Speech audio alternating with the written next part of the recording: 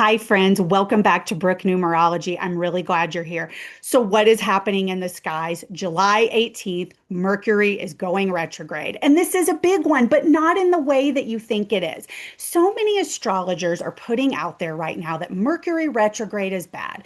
Mercury retrograde is going to cause problems. And actually, it's not. It only causes problems if you're unwilling to look within and change what needs to be changed. So, I'm here to dispel these myths and let you know what the upcoming Mercury retrograde July 18th has in store for you.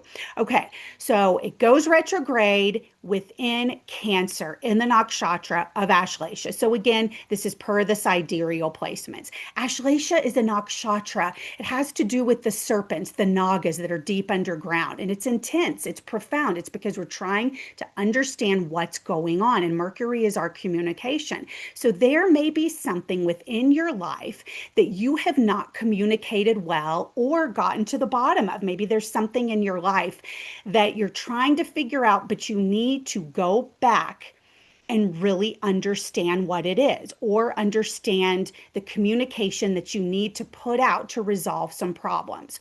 So, when Mercury goes retrograde, it's actually more powerful. Mercury is at its most intensity when it's retrograde, and this is a good thing because it's an opportunity to understand further. And so, when a planet is going retrograde, it's trying to get to the previous sign and really make that sign more powerful. And so if it's in Cancer, the previous sign is Gemini, and Mercury does really well within Gemini, right? Because Gemini is ruled by Mercury and it's the sign of communication. And so what Mercury is trying to do is to get to the heart of the matter, to understand everything, but because it's going back towards Gemini, this is even more powerful. And then Rahu is aspecting Gemini with its fifth aspect. And although Mercury will stay within Cancer this entire retrograde period, it is still trying to get back to Gemini and be aspected by Rahu. And what is Rahu? It's outside of the box thinking. It is sudden bolts of energy and understanding. And with its fifth aspect, this is going to be really, really powerful. Okay, so who is this going to affect the most? It is going to affect all of us, but if you have a destiny number of 5, because that is ruled by Mercury, or if your birth number adds up to 5, so that means if you were born on the 5th of the month, the 14th of the month, or the 23rd of the month, this is going to have really profound implications, and you can understand maybe something that you were having a hard time understanding before. So it could be, somebody was hiding something from you and you're trying to dig through and understand what was happening. This is the time that you will understand that. And maybe something happened where it's something you didn't want to know, but the universe is here to help you. You see, that's where I think so many astrologers and numerologists get this wrong. Mercury retrograde is not here to make our lives more difficult, right? Because the universe is always trying to help us. And sometimes by helping us, things can be difficult, but it is ultimately for the higher purpose.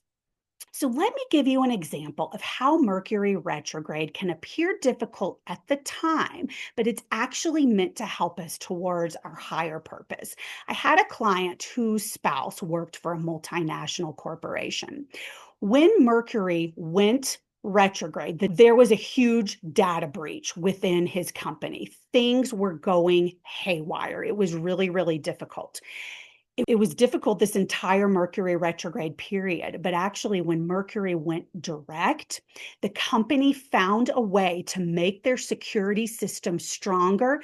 And within that, they actually found a way to make the company work more efficiently. So when the Mercury went retrograde, it was really hard. They were very scared that a lot of bad things were going to happen within the company. But in the end, they were ultimately able to beef up security and then find ways to streamline the company that they weren't even aware that they needed to do. And so it benefited them in the end. Another thing that can happen within the Mercury retrograde cycle, especially during this time period, is say, Mercury has to do with electronics, right? So say your car needs to be fixed. Something is wrong electronically. and you don't want to go in and deal with it. It potentially could be a lot of money. All these problems could come up, but Mercury retrograde is the perfect time to get the car fixed, especially because Rahu is going to be aspecting Gemini at this time. Rahu and Mercury both have to do with electronics.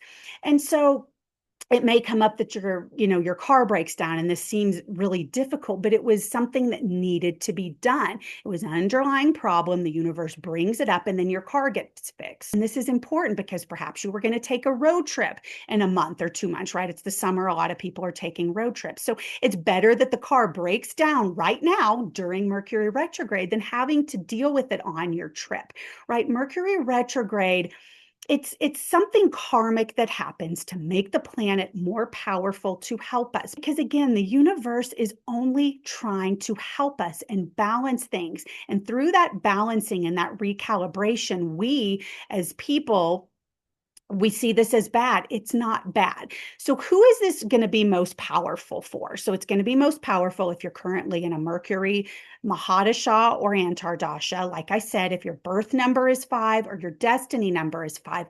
And also it's going to be powerful if you have prominent placements within Gemini, like your ascendant, your moon, or Mercury is within Gemini.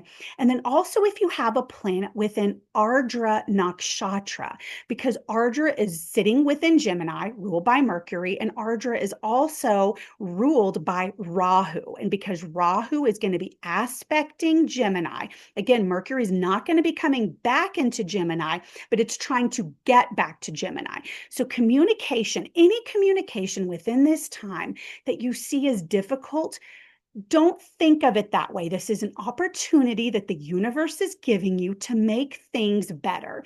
And so I just wanted to make this video to dispel myths on Mercury retrograde. And we need to just stop hating on Mercury retrograde, right? Because Mercury retrograde is so much more powerful than Mercury direct. And it's a time to help all of us. So see any challenges that are coming your way as a time to help you.